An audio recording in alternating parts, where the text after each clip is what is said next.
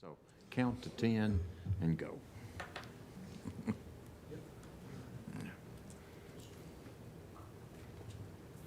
Welcome to the League of Women Voters Williamson County Meet the Alderman Candidates Evening. I am June Bond, head of the Williamson County League of Women Voters Steering Committee. We are in the process of forming a Williamson County chapter with the assistance of the Nashville League of Women Voters and the League of Women Voters of Tennessee. We are a nonpartisan volunteer organization that promotes engaged, informed, and active participation in government. Sponsors for tonight's meeting with our alderman candidates are Franklin City, for whom we are grateful to for providing this facility, and to Melissa Ryerson, Manager of Communications, and her staff, Robert Mott and Austin Davenport.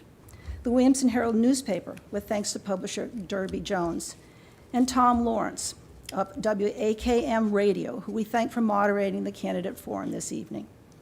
Each candidate will have 3 minutes for opening remarks and 1 minute for answering questions from the list they have received.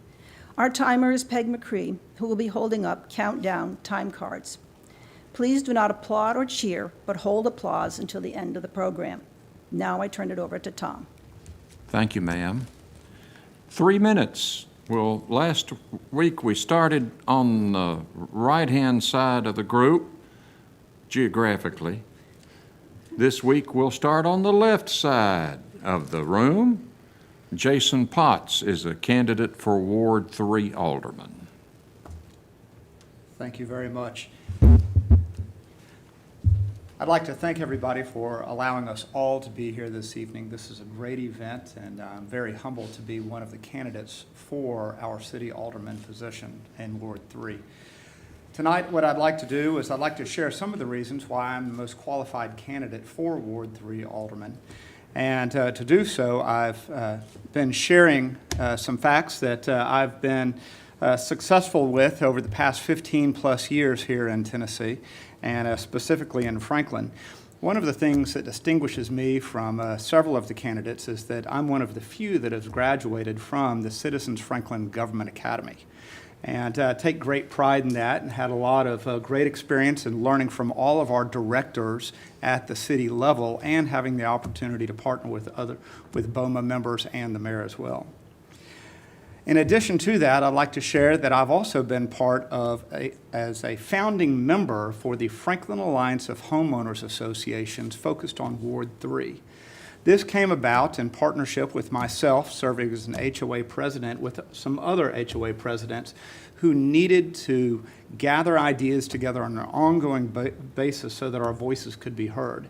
As a member of that organization, we've been able to bring in leaders from TDOT and from the city of Franklin and from the county commissioners as well on an ongoing basis.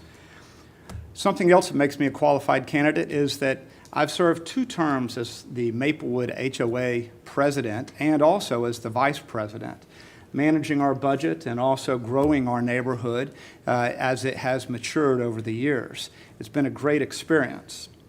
In addition to that, I've got deep ties here in the Middle Tennessee area, specifically at Middle Tennessee State University, where I served on the board of directors for the MTSU Alumni National Organization, and served there for 2 terms. Locally here, I'm very proud of our support for our local school system. I have a 15-year-old daughter at Centennial, a 12-year-old son that's at Freedom Middle School, and have a recent Centennial graduate that graduated from Centennial, and he is now at the Air Force Academy.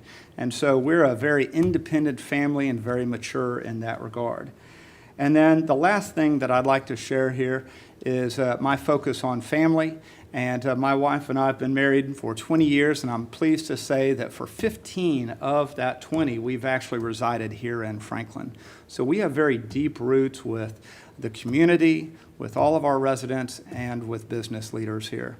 And so I would be very pleased and honored to serve as a Ward 3 alderman. Thank you. Michelle Sutton is a candidate for Ward 3. Thank you, Tom. Thank you to the League of Women Voters, to the Williamson Herald, to Tom Lawrence and the City of Franklin for having us here tonight.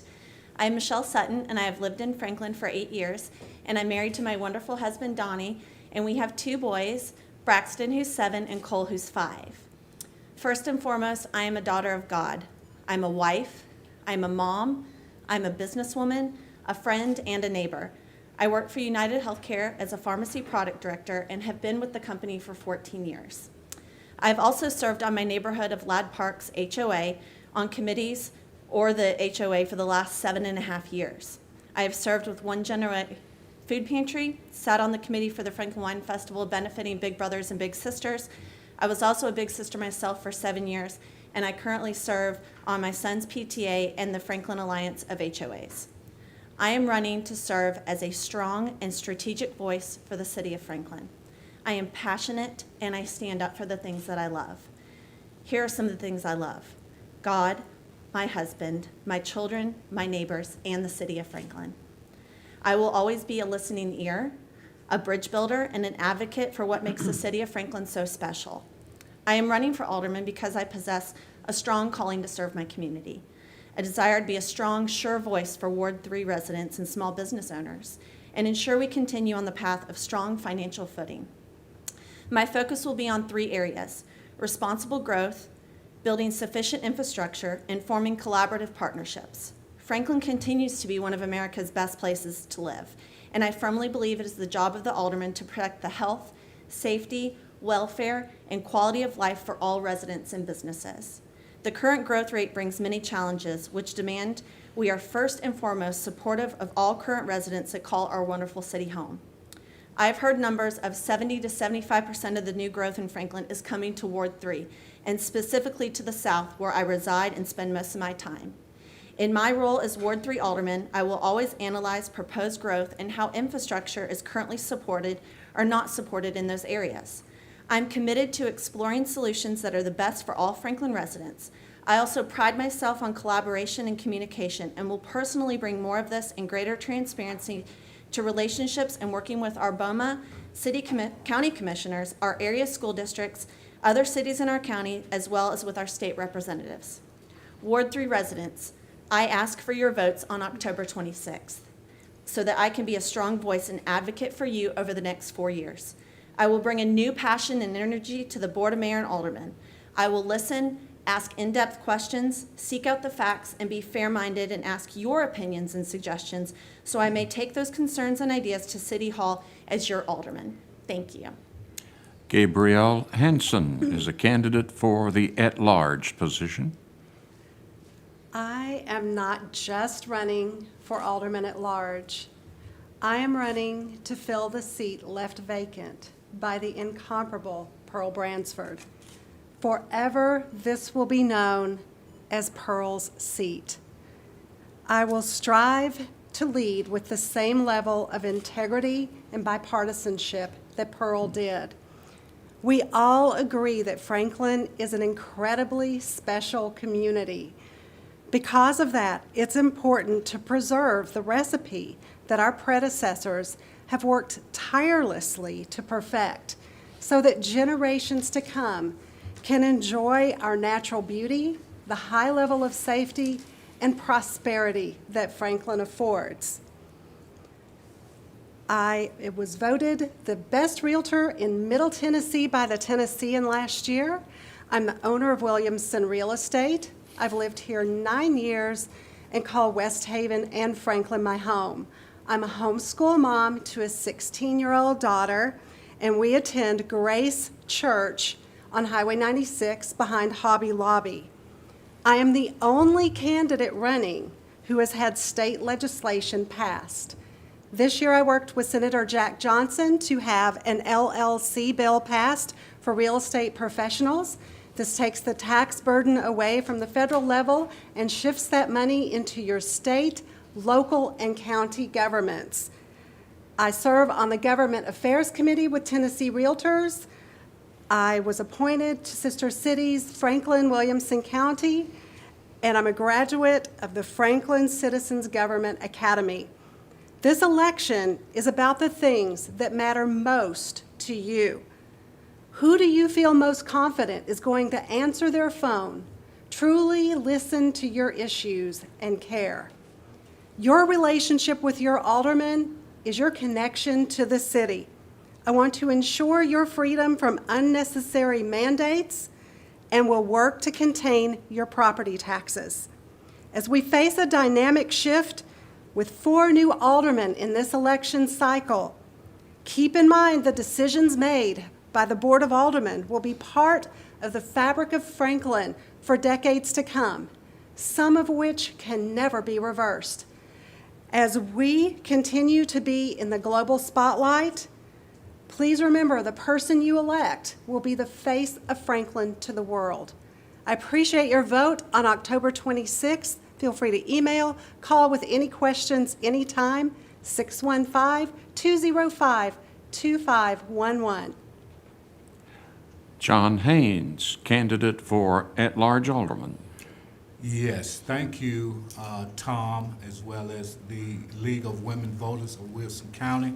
My name is John Haynes. I live at 305 Hardison Avenue here in Franklin, Tennessee.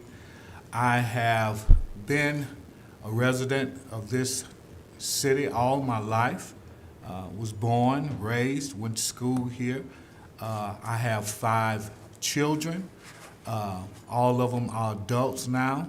That makes me look kind of old, but those are the facts. I have pastored Burns Tabernacle Church here in Franklin now. This is my 22nd year. I am married to a beautiful lady by the name of Julia. I graduated from Franklin High in '73. I started pastoring Burns Tabernacle Church in '99.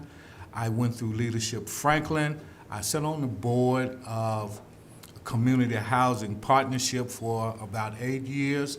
I was the executive director of United Community Resource Foundation, and I served there for about 8 years as well. Ms. Hanson just mentioned about Ms. Pearl Bransford. She and I were very close and did a lot of community work together, and I was saddened at her passing away, and through conversations with a number of people in the neighborhood, they said, John, I think it's time for you to step up to the plate. Politics was never one of my biggest things that I wanted to get into. So I kind of hesitated about the idea, but as I talked with friends and family, church members, they told me, said, well, you said that about pastoring a church, but now you've been there 22 years. So I come to realize that this journey that I'm about to go on, I feel like God has called me to do this. I've been very active pretty much my whole life in the community. I see a lot of things firsthand. I'm passionate about moderate, low-income housing, health care, just making sure that the history of Franklin stays intact and that we become a vital part and continue to make it grow. So I ask for your vote to give me a chance to serve you as I have served the community most of my life. Thank you. Bhavani Kumar Muvala, candidate for at-large alderman. Good evening, everybody. Before I want to continue, I and Pearl ran together against each other. During the campaign for 3 months, we became close, and I understood what she wanted. And in fact, she called me one day and she said, I can train you and I can mentor you for the next time. So I truly want to remember her at this point of time.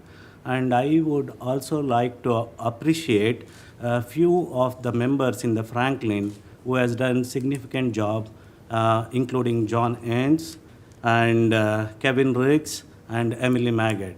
They are the wonderful people. Even though I'm running against him, he has done a lot of work where I walked into their streets and met a lot of people. So I really appreciate. I value the idea of maintaining the Franklin city's high levels of economic development and quality of life. I work together with the city, county, and state policymakers and planners on policies addressing challenges in the areas of known and unknown to the public, like sewage, flooding, clean drinking water, preservation, residential and commercial growth, transportation, affordable housing, sustainability, and traffic congestion. I am not a realtor, I am not a pastor, I am not a politician, but I am a simple family man, married to the beautiful wife for last 28 years, who gave me the gift of two wonderful smart kids. One is doing his medicine in his second year residency, and another one is in 8th grade at Grassland Middle School. And I have lived in 2 continents. I have lived in several cities of United States. I have been a CEO for a software development company, and I am a CEO of a small business organization, president of 2 nonprofit organizations, board member for Breakfast Franklin Rotary, and I have worked and raised money for different organizations like Tennessee School for the Blind, Metropolitan Nashville Police Department, Homelessness, Salvation Army, Parkinson's Foundation, Alzheimer's, and dementia cause. My dream, belief, big picture, and vision are to serve, embrace the togetherness for the upliftment of Franklin community by striving, outreaching, and partnering with persons of all ages, genders, races, sexual orientations, economic situations, and ability. I think I am the right person to be elected during these elections, and I humbly request you to elect me to see the difference. Alan Sims is a candidate for at-large alderman. Thank you, Tom. First of all, I want to thank the League of Women Voters for coordinating this forum and for Tom for moderating. I'm a native Tennessean. I was born in Memphis. I lived there and went to college and worked there for several years before we moved to Texas, where we lived about 17 years. And then we came back home to Tennessee in late 2014. I'm currently an IT project manager for a small software company here in Franklin. Franklin is my forever home now, and one of my life goals was to serve where I live and also to give back to my community. To that end, I'm involved in several organizations. I was on the leadership committee that created, and I'm currently an active member of the Franklin Locals Program.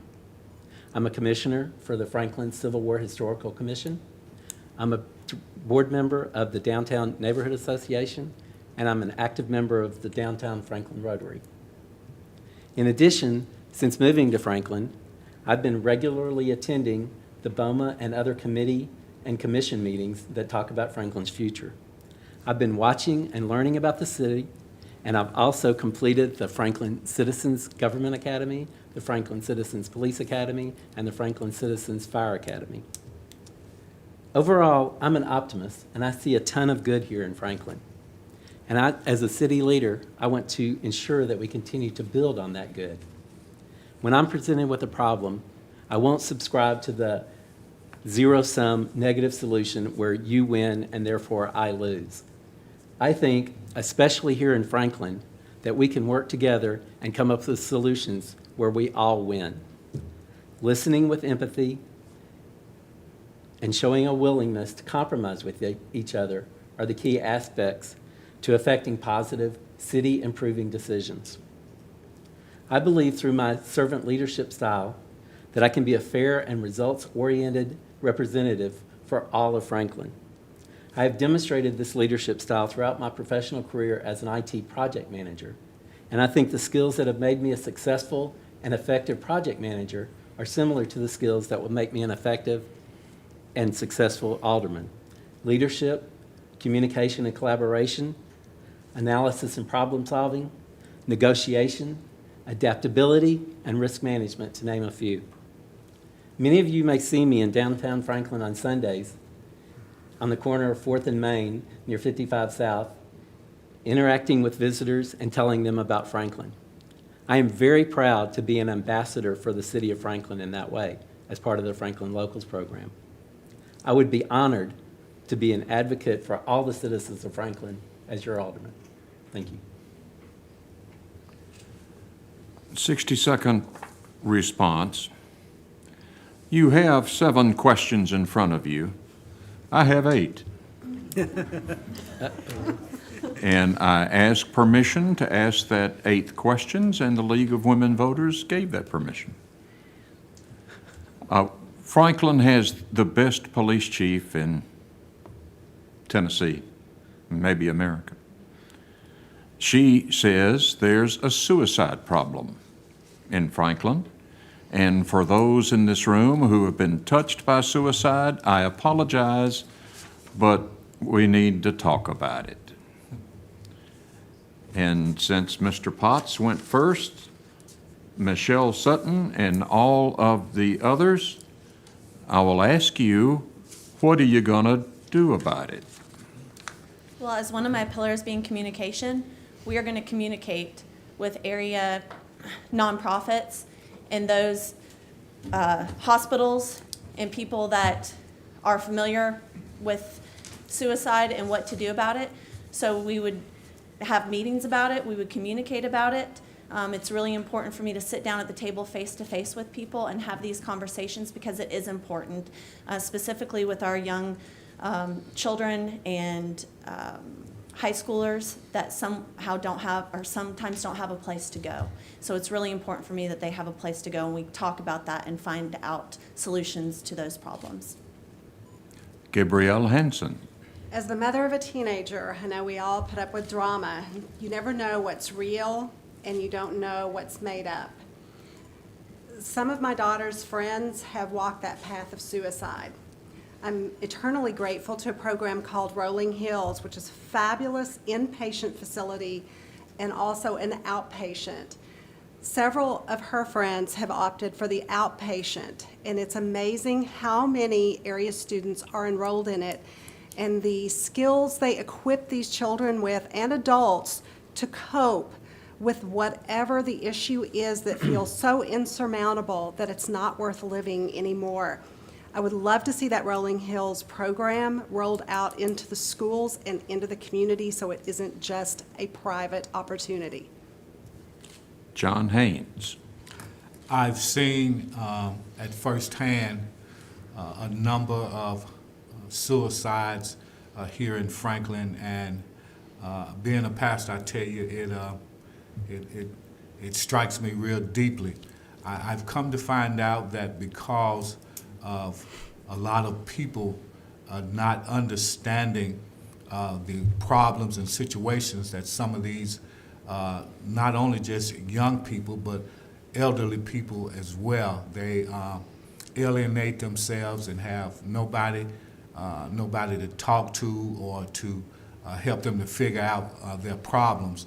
And I think that being closely involved, walking in the streets and stopping by homes, that we can help eliminate some of these suicide issues. Bhavani Kumar Muvala. So in my day in and day out job, I actually work with all the seniors who are disabled, who are having dementia, Alzheimer's, and who are away from the family. And I know how it hurts and how much to care, love, show affection, and also work with the counselors, because I keep doing that every day in, day out with the adult and elders. But I need to start working with the children and the students.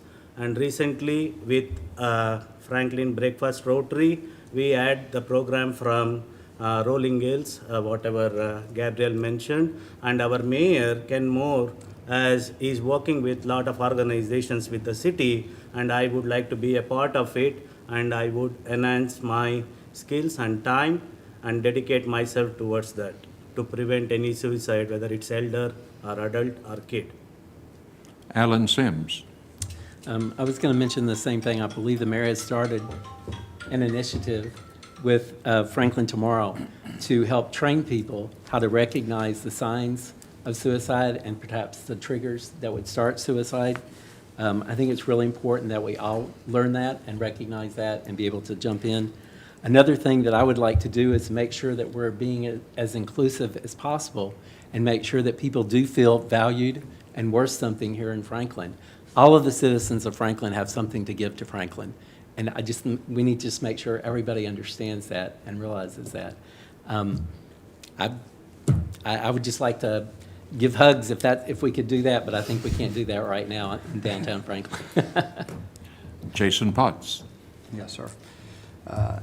I want to reiterate what a lot of the individuals said. I think that the training that Alan just mentioned is great. I think that there's training that can open up both at the community level as well as within the school systems.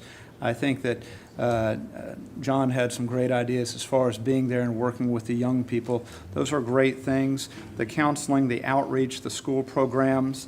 There's programs. I recently met with the executive director for the Refuge Center, and the counseling that's provided through a center like that, or like Rolling Hills that was mentioned just a moment ago, those are great resources, but have to be able to recognize when somebody needs that help and be able to offer. I love the fact you said to offer a hug. You just offer a listening ear. A lot of times young people and those going through challenges are going to open up, because this affects every age across the board. It's called QPR training. Please take it. Question 7 on your program. Tourism is increasingly important to Franklin financially. Is it time to consider a unified visitor center with Williamson County? In other words, something we need to put some money into? Ms. Hanson? Although Williamson County is wonderful, the real destination is Franklin. And Franklin does have a fabulous visitor center that is partially funded from city money. I think Franklin is going to always be that shining star for a visitor, but I certainly feel like Williamson can benefit. Whether the two of them could merge into one remains to be seen, but I don't think any of our spectacular historic locations or any other of our destination points should be skipped, and they should work cohesively and together, even if it's separately. John Haynes? I see no reason for the city to expand venues for these ventures currently. We have much more pressing infrastructure that we need to be focusing on, like roads and water management, and some others. That must be addressed first. We have, as she just said, in the city of Franklin, we have a lot of monuments, signs, things to help us to recognize when visitors come what we have to offer. So to actually annex with the county, I think that's something that could be more considered down the road. Mr. Mavala? Yes, I think it's a great idea and a thought, and I support this. Even though we are Franklin City is a part of Williamson County.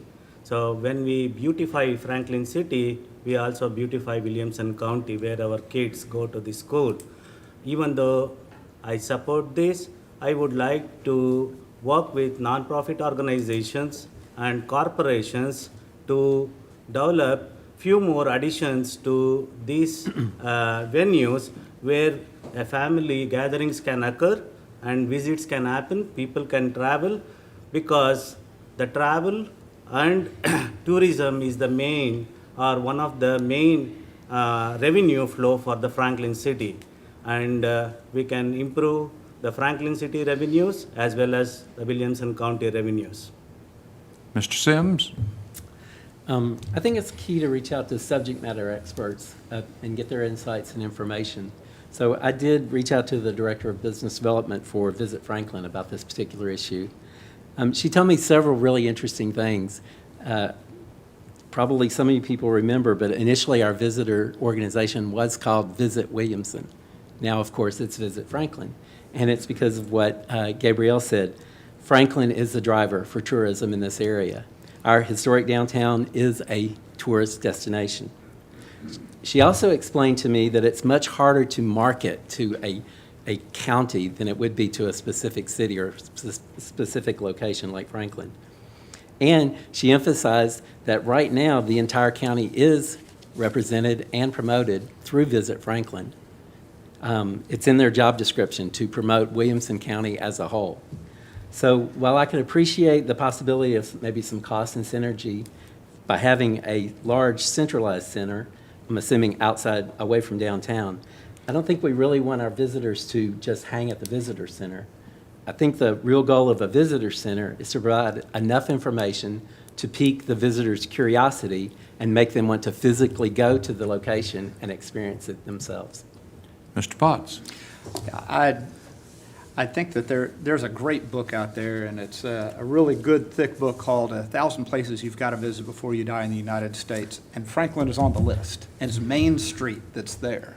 And that's what's exciting. You're exactly right. I mean, that's what's driving people to Williamson County. They're coming for the festivals. They're coming for those things. There are some great historical locations throughout the Williamson County area. I think that they do deserve publicity. I think that they need to have more schools, more tourists that are coming there. But I don't think that investing right now into this type of a center is where our funds could be. I think that going into our infrastructure, our roads and our water is really where the priority should be right now. Now, with that said, I would be open to looking at some type of an expenditure for improving online education and training for our web pages so that we can drive people to find out about those historical locations, find out about, what's the easiest way to go and where to go, when to go, and how many people can go. Are there online programs or audio programs that go with it? Ms. Sutton?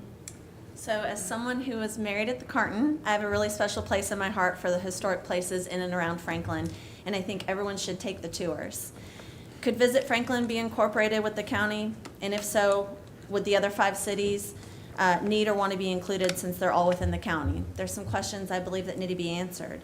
I also know that the discussion has taken place within the city for a space in the new city hall for the tourism office, CVB office. So I would ask if Franklin could donate this space to them to alleviate some of the cost. I would also like to look at other cities like Charleston and Savannah and how well they've done their visitor centers. I think those are joint ventures with the city and the county. I believe this center would need to be located in the county seat of Franklin. So the challenge, obviously, as others have said, is the funding. Is there anything that we can do in conjunction with the county? And I know we'll have to, go up against their budget because most of their budget goes to schools. Overall, I believe it's a great idea and would be an all-encompassing place for visitors to go learn more about our great city, generate revenue, and create local jobs. But again, still have some questions yet to be answered. Question number 6.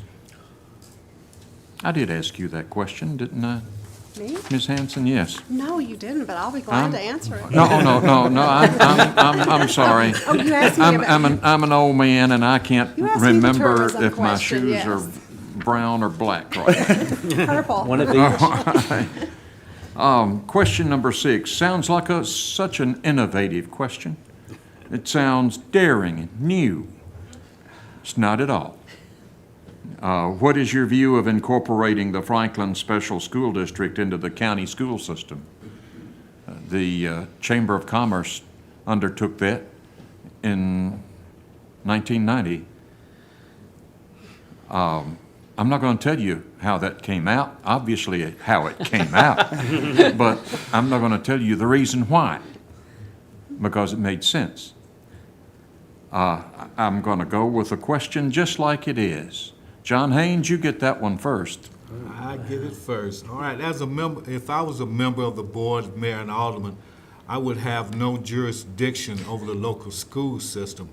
However, as a private citizen, at this time I am not in favor of incorporating the Franklin Special School District along with the county school system. As the old saying goes, if it's not broke, don't fix it. Mr. Mavala? I know that this FSDD started in 1900s. That time Franklin was too small and Williamson County was, the population wise, was too small. And it was done for a reason, to improve the education and the system at the county level or the district level. And today, in last 121 years or 140 years after this has been done, things have changed significantly. We don't need two parallel systems, two buses running in the same location, two neighboring kids going to two different school districts. I think unifying that can save a lot of money and also bring a quality education with the kids.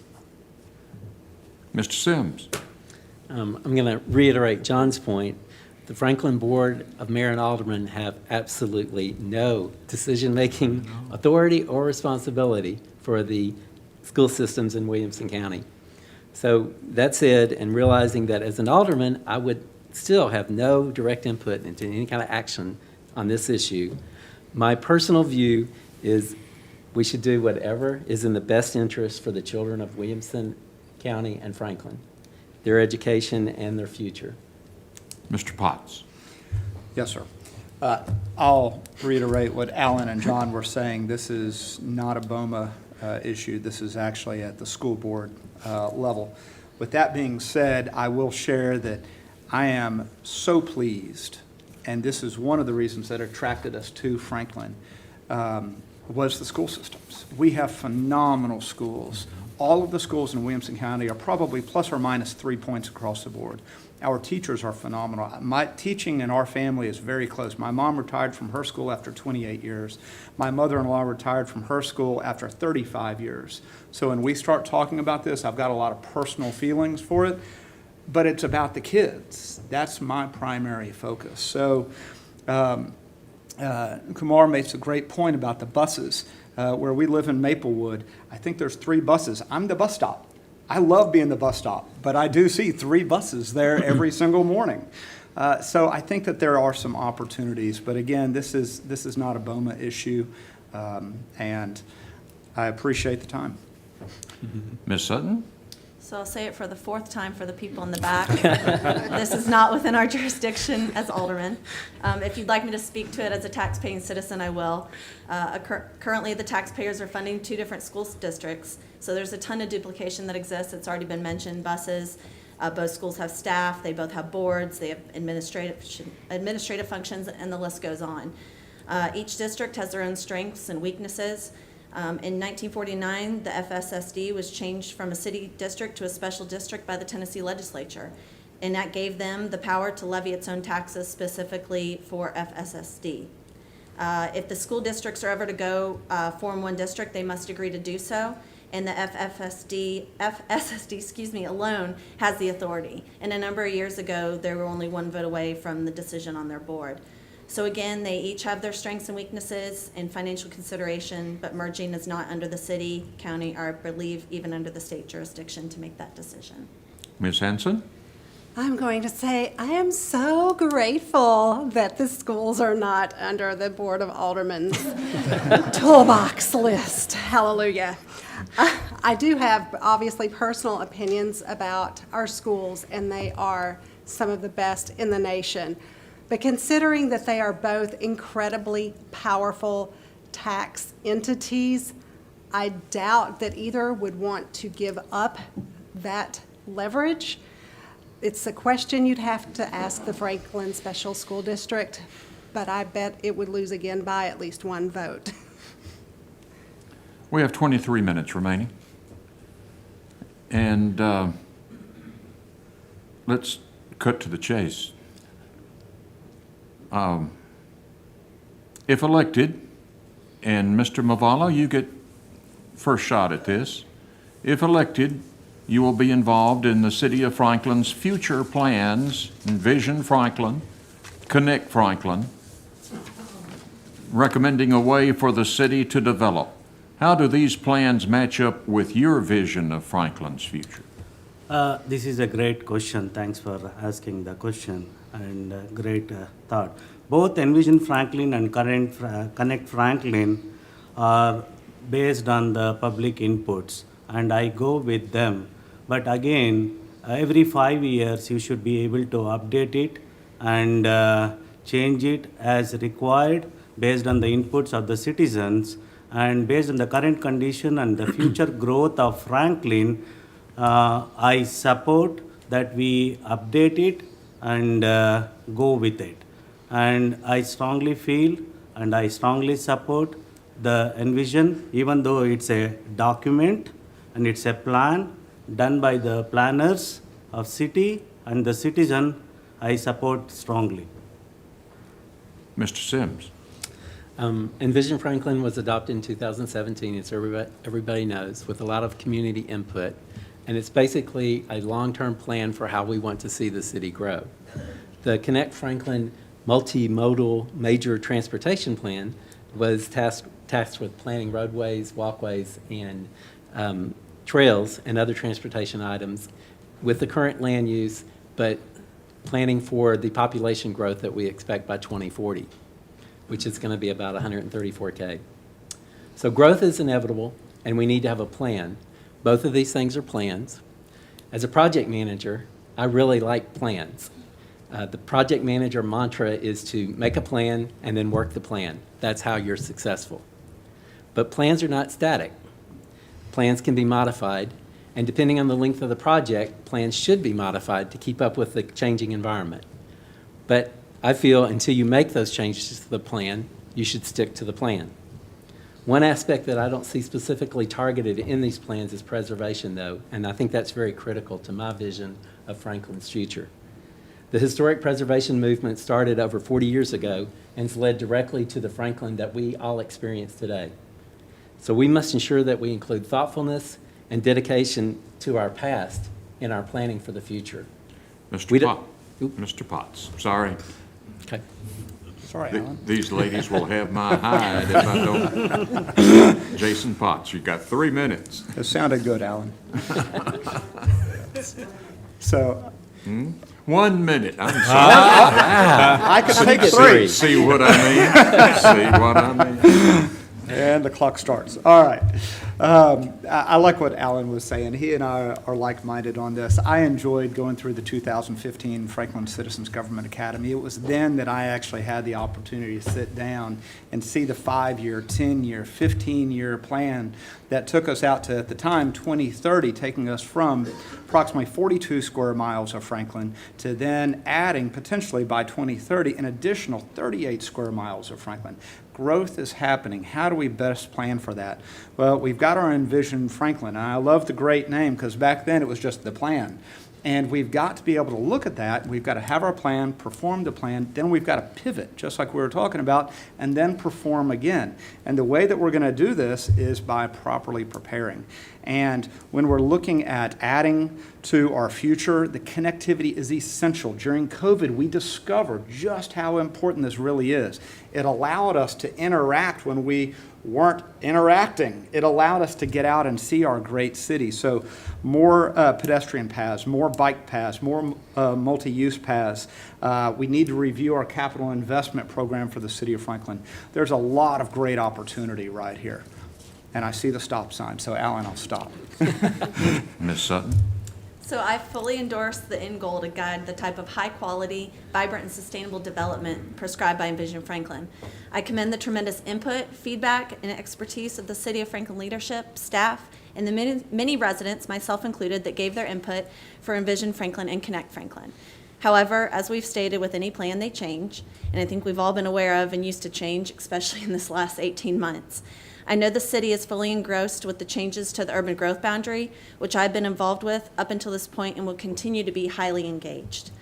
I believe we need to revisit Envision Franklin and how that aligns with the proposed changes to the UGB. I am okay with saying no to some of the revisions that come through for Envision Franklin. We need to be thoughtful, prescriptive, and continue to listen to residents and business owners' thoughts and concerns throughout the process. I will always listen to both sides and make sure that it is a move in the right direction for Franklin as a whole. Connect Franklin's goal is to have a diverse transportation network. And I think Franklin's done a good job at promoting this and putting it into action, but just like Envision Franklin, we need to make sure the plan continues to match our growth. And as your alderman, I will make sure that our infrastructure and Connect Franklin are top of mind when approving any additional growth opportunities. Ms. Henson? Connect Franklin and Envision Franklin were master-crafted community documents after a great deal of input by the residents. What I don't think anybody anticipated is that the growth that we thought would occur actually occurred at a much greater rate of 34% in between the 10-year to 10-year census. We're also expected to grow more. It's actually a living, moving, inspirational document based on what the current projection is. I do believe in the urban growth boundary. I hope they'll be cautious when they do tweak this urban growth boundary. We need to make sure that we remain true to our charm, to our countryside, to the preservation of our historic character, and not overgrow the city and lose what's made Franklin the city that it is. Mr. Haynes? Man, I think everybody said exactly what I would have said. No, seriously, and my concern is that, as she just finished saying, that we don't lose who we really are. The reason why people come and visit here, the reason why so many of us love living here. But I do think that Envision Franklin and the other institutions are doing a great job. I just think we need to be more careful about overloading what we already have. Mr. Mavala? I did this, right? Oh, I've already asked you this question? I think so. All but right, sir. Okay. It's late in the day.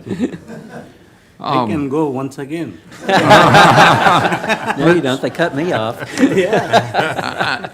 And if I cut you off at any time, please understand, it's not personal, it's not political. It's just, I agreed when these ladies asked me to do this, to enforce the rules, and I got to do that. Now I've got to see if they're any hypocrites up here. Affordable housing. Realtor over here can tell me what the average house brings in Franklin, Tennessee today. Was it over 800,000 now? Last month, the median home price was over $1 million. All right. Is affordable housing, and Alan Sims, you get this first, don't you? Yay, all right. Is affordable housing a pipe dream? Or is it,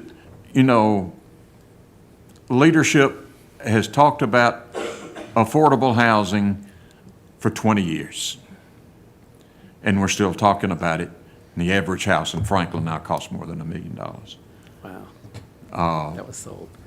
Alan Sims, is there a place for affordable housing in Franklin, or is it too late? That's not the question, Tom.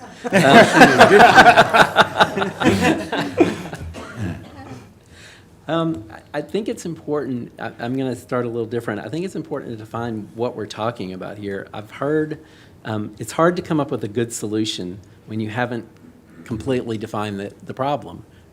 In project management talk, we call that defining your scope. So I've heard the terms affordable, obtainable, low income, workforce, all these terms bantered about and used interchangeably. So I think it's important that we define what it is we're actually trying to address. But to answer the original question, I believe that housing in general is a private responsibility and that the market sets the pricing. But I do think government can help by cutting red tape, maybe streamlining some processes, delaying or even perhaps forgiving some fees along the building process. And I also think that those are good measures, but they're only going to go so far. So I think private and nonprofit organizations are going to have to step in again to help. But again, if we can't define exactly what we're trying to do, it's hard to come up with concrete and realistic options. You make a good point. The original question is affordable housing a public or private responsibility, question mark. Right. So we're here. Mr. Potts, can you answer that question? And should we even be talking about affordable housing when there's money on the table? Mm-hmm. So I liked Alan's question, though. I do think that we need to have this discussion. It is, I think, somewhat concerning when the average median house is $800,000. And, I go and I meet with teachers or with firefighters or with those individuals that work within our city government. And I know and even our police officers, I know for a fact that they choose not to live in Franklin, and they've had to move outside of Franklin. And that really concerns me, because these are the people that are shaping my kids. These are the people that are shaping our children. And so there are pockets inside of Franklin that can be developed. Now, it is privatized, and there should be some government incentives, and at the state and at the local level, there's got to be something, because otherwise, we're not going to have these key individuals that are the backbone for Franklin no longer living here. Ms. Sutton? So Williamson County is a very sought-after area for many reasons, and affordable housing is an ongoing issue in Williamson County. But as an advocate for the free market, I do not believe the government should use citizen tax dollars to fund the housing. I do believe the government can be of assistance by waiving some of the fees and streamlining the process when developers commit to building at a lower price point for more financially attainable housing, because time is money. We should also consider what incentives could be offered to developers to build more attainable price housing.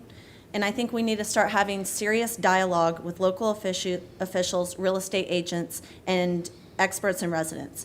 I would like to look at local nonprofits like the Williamson County Community Housing Partnership, Habitat for Humanity, Hard Bargain Association, and the Franklin Housing Authority, and private sectors that have been successful in this arena by conducting studies and gathering ideas together on what does and could work for Williamson County. I also think we, as Alan said, need to come up with really concrete definitions of what affordable workforce attainable housing is, and make sure that we're all on the same page in what we are after in this space. Ms. Hanson? Sadly, I don't think everybody that ever wants to live in Franklin will be able to afford to live in Franklin.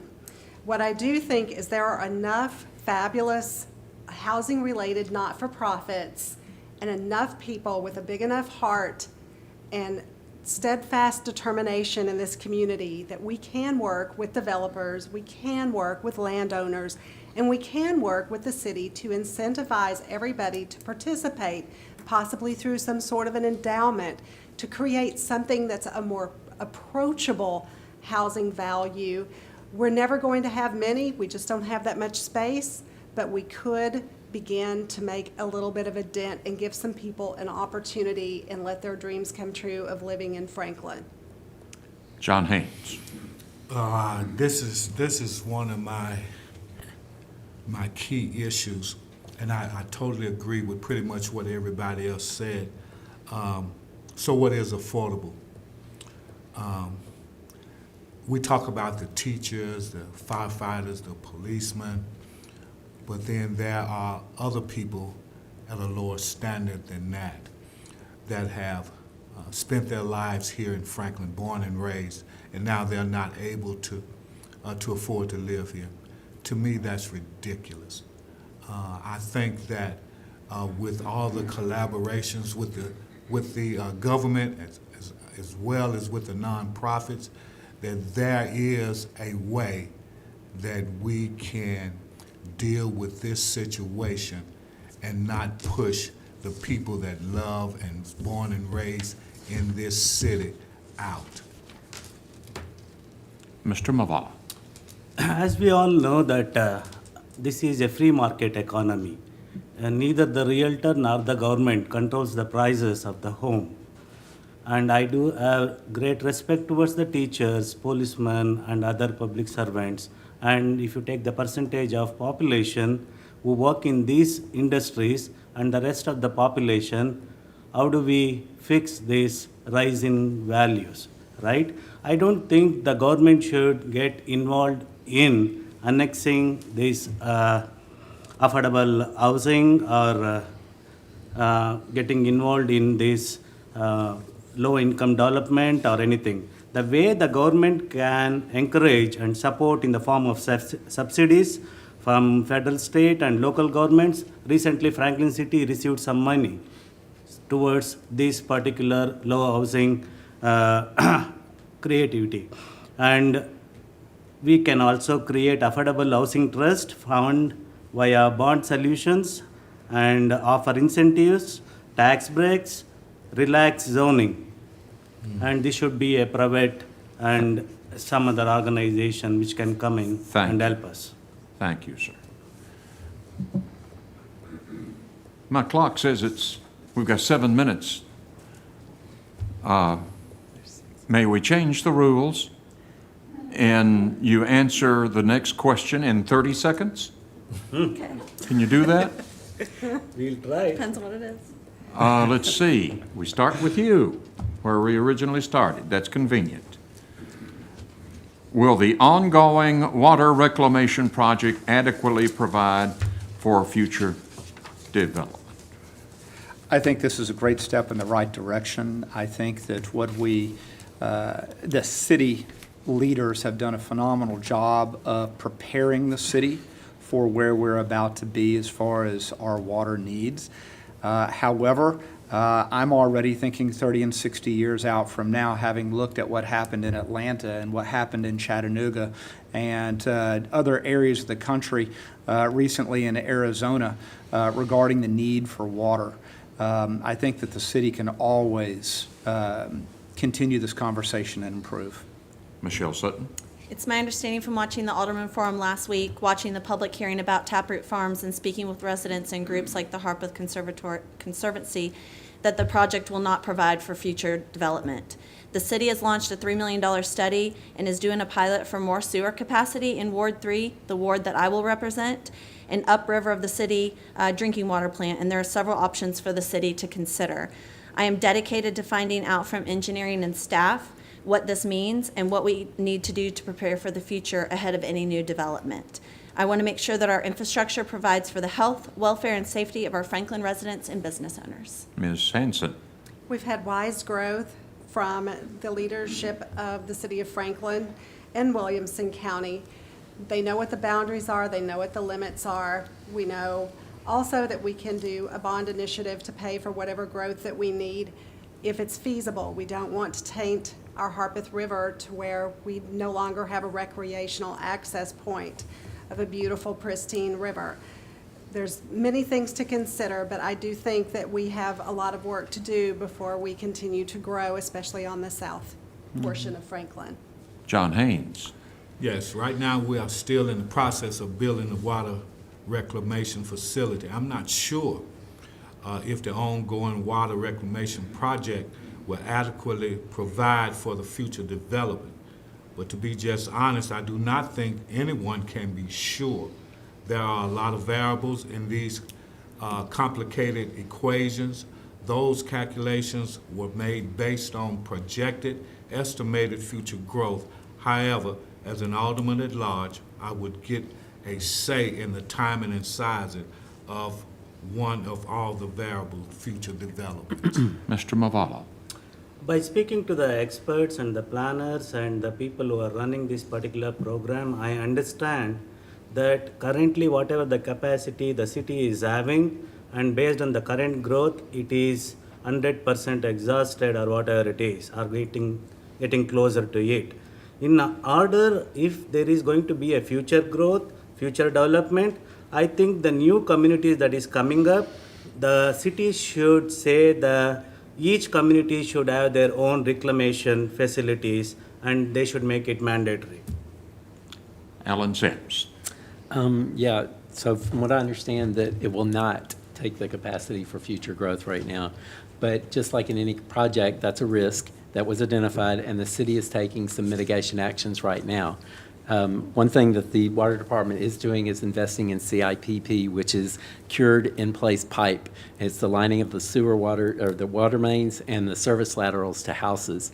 So when roots or any other obstruction break the pipe, and it allows storm water or drain water to get into the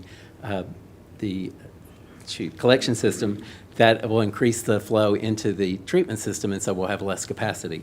So they've already done over 30,000 linear feet of sewer mains and 180 service laterals, and they've seen significant improvements there. The water department's also currently working on building a pilot treatment facility to test some new technologies that could potentially be utilized to increase our future capacity. Thank you. Okay. Thank you. Y'all tried really hard. First of all, appreciate you putting your name on the ballot. What you're doing is not cheap, is not inexpensive, much less what you got to spend on shoe leather, but I certainly appreciate each and every one of you. Thank you, ma'am. This concludes our program. Thank you for coming tonight, and thank you to our candidates.